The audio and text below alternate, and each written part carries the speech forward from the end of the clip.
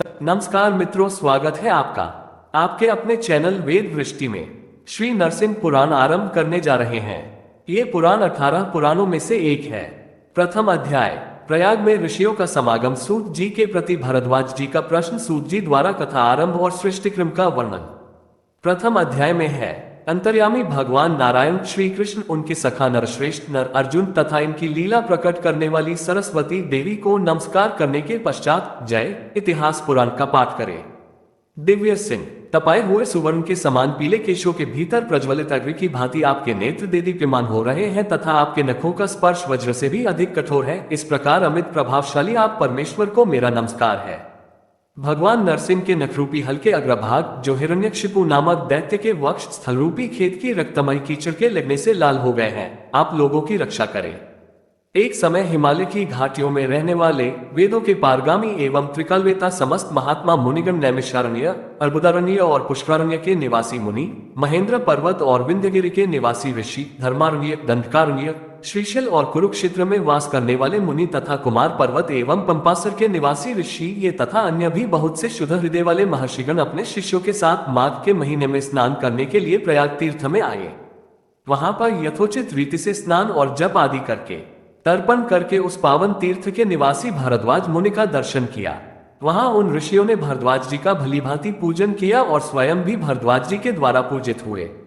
तत्पश्चात वे सभी तपोधन भरद्वाज मुनि के दिए हुए ऋषि आदि विचित्र आसनों पर विराजमान हुए और परस्पर भगवान श्री कृष्ण से संबंध रखने वाली कथाएं कहने लगे। उन शुद्ध अंतःकरण वाले मुनियों की कथा हो ही रही थी कि व्यास जी के शिष्य लोमहर्षण नामक सूत जी वहां आ पहुंचे। वे अत्यंत तेजस्वी, परम बुद्धिमान और पुराणों के विद्वान थे। सूत जी ने वहां बैठे हुए सभी ऋषियों को यथोचित विधि से प्रणाम किया और स्वयं भी उनके द्वारा सम्मानित हुए। फिर भरद्वाज जी की अनुमति से वे यथायोग्य आसन पर बैठे। इस प्रकार जब वे सुखपूर्वक विराजमान हुए, तब उस समय उन व्यास शिष्य लोमहर्षण जी से भारद्वाज जी ने सभी मुनियों के समक्ष यह प्रश्न किया। भारद्वाज जी बोले, सूत जी, पूर्व काल में शौनक जी के महान यज्ञ में हम सभी लोगों ने आपसे वराह संहिता सुनी थी। अब हम नरसिंह पुराण की संहिता सुनना चाहते हैं तथा ये ऋषि लोग भी उसे ही सुनने के लिए यहाँ उपस्थित हैं। अतः महामुनि सूत जी, आज प्रातः काल इन महात्मा मुनियों के समक्ष हम आपसे ये प्रश्न पूछते हैं, यह चराचर जगत कहाँ से उत्पन्न हुआ है?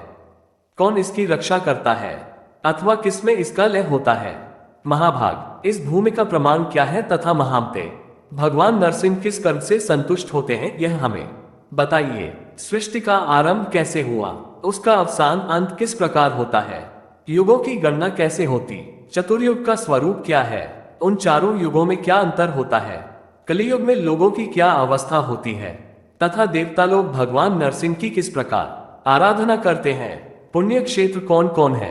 पावन पर्वत कौन से हैं? और मनुष्यों के पापों को हर लेने वाली परम पावन एवं उत्तम नदियां कौन कौन सी हैं? देवताओं की सृष्टि कैसे हुई? मनु, मनवंतर एवं विद्याधर आदि की सृष्टि किस प्रकार होती है? कौन कौन राजा यज्ञ करने वाले हुए हैं और किस किसने परम उत्तम सिद्धि प्राप्त की है? महाभाग, ये सारी बातें आप क्रमशः बताइए। सूत जी बोले, तपोधनों में जिन गुरुदेव व्यास जी के प्रसाद से पुराणों का ज्ञान प्राप्त कर सका है, उनकी भक्तिपूर्वक वंदना करके आप लोगों से नरसिंह पुराण की कथा कहना आरंभ करता हूँ।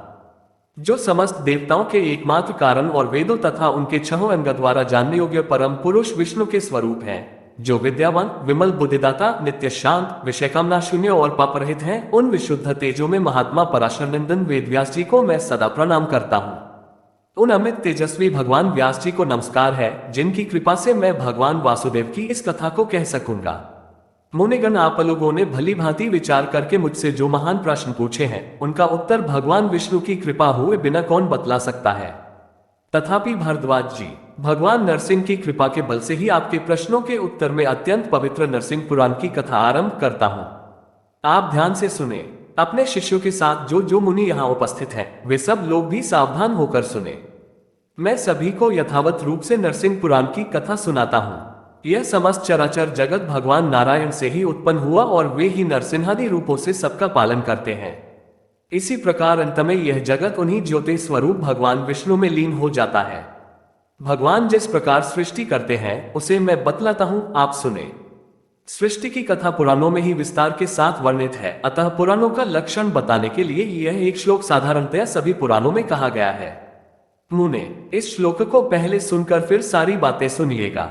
यह श्लोक इस प्रकार है। सर्ग, प्रतिसर्ग, वंश, मनवंतर और वंशानुचरित इन्हीं 5 लक्षणों से युक्त पुराण होता है। आदि सर्ग, अनुसर्ग, वंश, मनवंतर और वंशानुचरित इन सब का मैं क्रमशः संक्षिप्त रूप से वर्णन करता हूँ। आगे सुनने के लिए चैनल को सब्सक्राइब करें, यूं ही बने रहें।